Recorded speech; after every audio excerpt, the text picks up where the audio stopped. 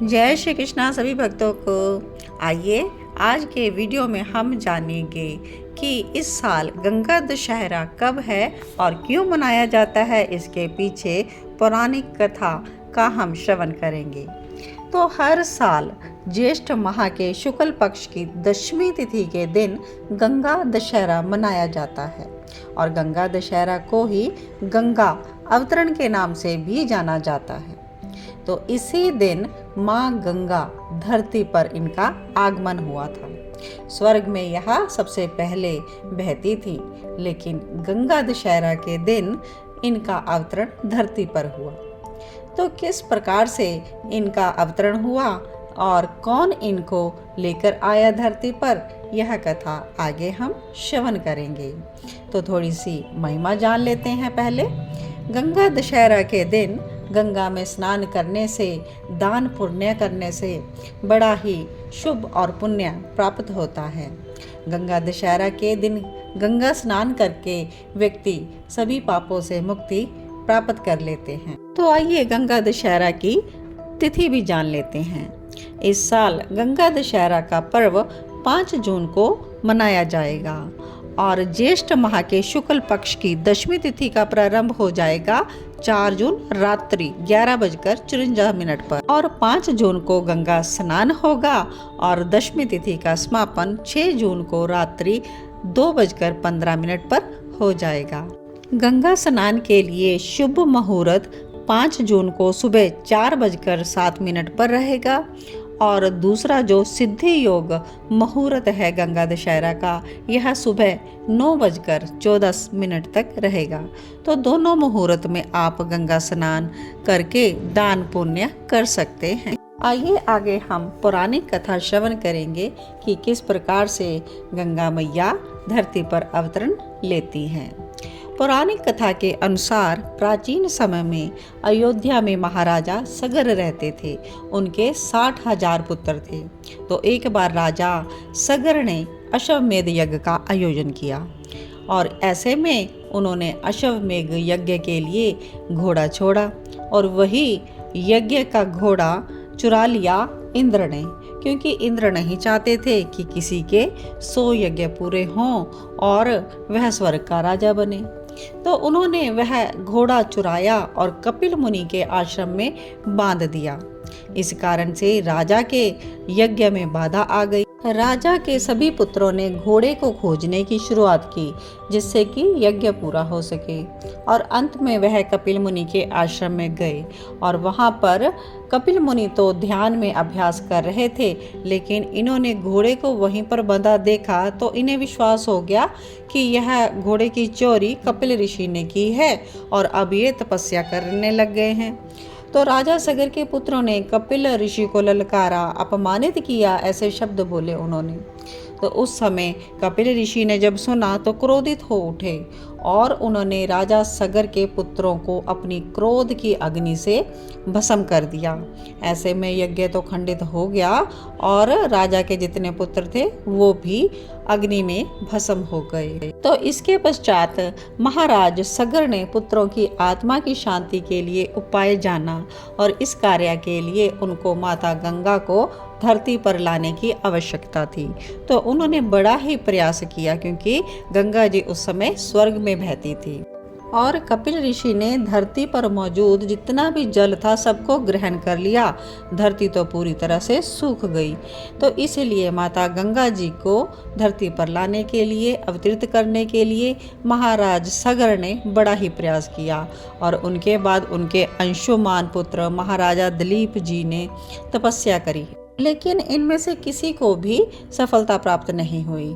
अब महाराजा दिलीप जी का जो पुत्र था भगीरथ, तो उन्होंने अपने पूर्वजों के तर्पण के लिए फिर से तपस्या स्टार्ट कर दिया। राजा भगीरथ जी ने बड़े ही सालों तक कठोर तपस्या की, लेकिन उन्हें कोई तपस्या का अभी तक सफलता नहीं मिली। तो राजा भगीरथ को बड़ा ही दुख हुआ। अब वो कैलाश पर्वत पर चले गए और वहां पर जाकर उन्होंने फिर से कठोर तपस्या करी।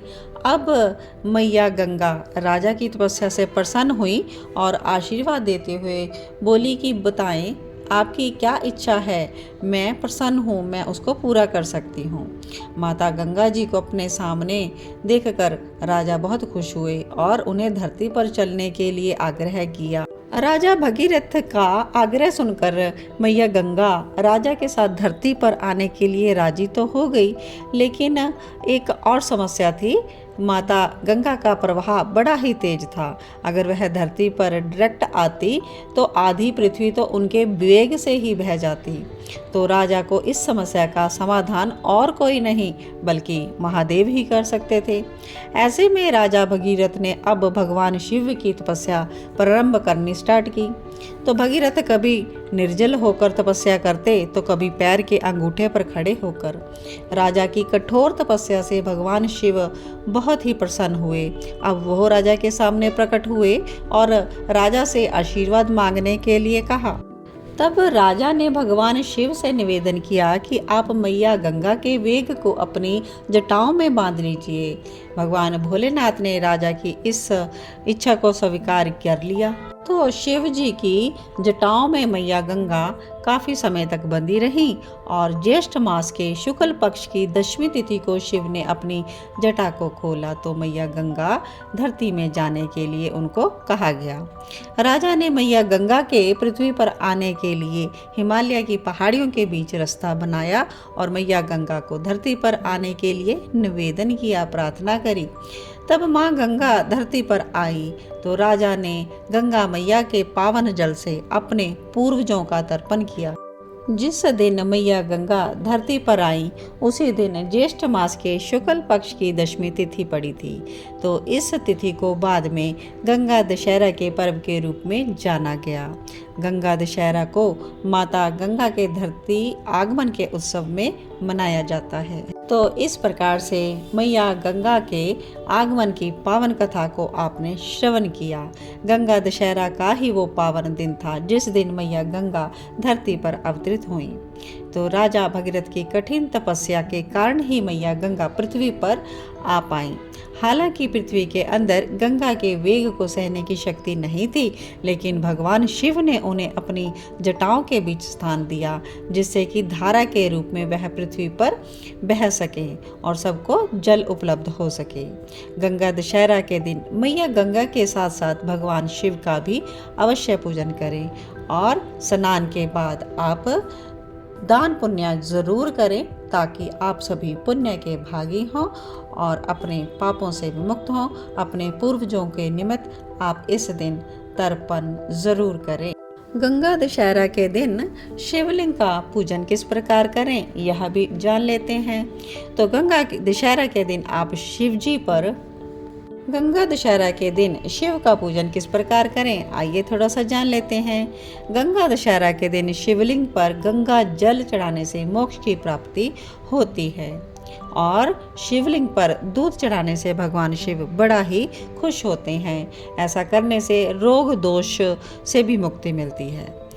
बेल पत्र भगवान शिव को बड़ा ही प्रिय है। तो इस दिन आप शिवलिंग पर कम से कम 3 या 5 बेल पत्र जरूर चढ़ाएं। इससे धन की सभी समस्याएं दूर होंगी। शिवलिंग पर सफ़ेद चंदन का लेप लगाने से शिव का आशीर्वाद मिलता है और मानसिक शांति प्राप्त होती है, नकारात्मक ऊर्जा दूर होती है। गंगा दशहरा पर शिवलिंग पर अक्षत चढ़ाने से सुख और सौभाग्य में वृद्धि होती है। घर में माता लक्ष्मी का वास होता है। शिवलिंग पर सफ़ेद रंग के पुष्प चढ़ाएं। इन फूलों को चढ़ाने से घर में खुशियों का वास होता है। और अगर आप शनि दोष से पीड़ित हैं तो गंगा दशहरा के दिन शिवलिंग पर शमी पत्र जरूर चढ़ाएं। ऐसा करने से शनि दोष से मुक्ति मिलती है। तो आशा करती हूँ आज के वीडियो में आपको गंगा दशहरा से जुड़ी प्रत्येक जानकारी मिली होगी। आपको शुभ मुहूर्त, तिथि और किए जाने वाले उपाय और पुरानी कथा भी श्रवण करने को मिली। वीडियो में जुड़ी हुई प्रत्येक जानकारी को आगे भी ज़्यादा से ज़्यादा शेयर करें ताकि अन्य जन भी समस्त जानकारी से परिचित हो सके। ऐसे ही भक्ति वीडियोस देखने के लिए जुड़े रहें कृष्णा डिवोशन चैनल के साथ और नेक्स्ट वीडियो में हम आपके साथ जानकारी शेयर करेंगे निर्जला एकादशी की, जो कि संपूर्ण एकादशियों में सबसे महत्वपूर्ण एकादशी है। यह कब है और इसको किस प्रकार से किया जाए और क्या उपाय हैं, सब कुछ जानेंगे हम अपने नेक्स्ट वीडियो में। बेल आइकॉन प्रेस कर लें ताकि नोटिफिकेशन आपको समय पर मिल जाए। जय श्री कृष्ण।